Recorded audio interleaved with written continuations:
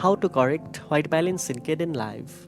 First of all, open your Kdenlive project and import the video clip that requires white balance correction. Next, drag the clip onto the timeline and select it. Now go to the effects panel and search for the white balance effect. You will find it under the color and image correction section. Drag and drop the white balance effect onto your selected clip in the timeline. Once applied, open the effect stack panel where you can manually adjust the settings. Use the tint slider to correct any unwanted color cast in your footage. You can also adjust the tint to fix green or magenta shifts more precisely. For better accuracy, use the color picker tool to sample a neutral white or gray area in your video.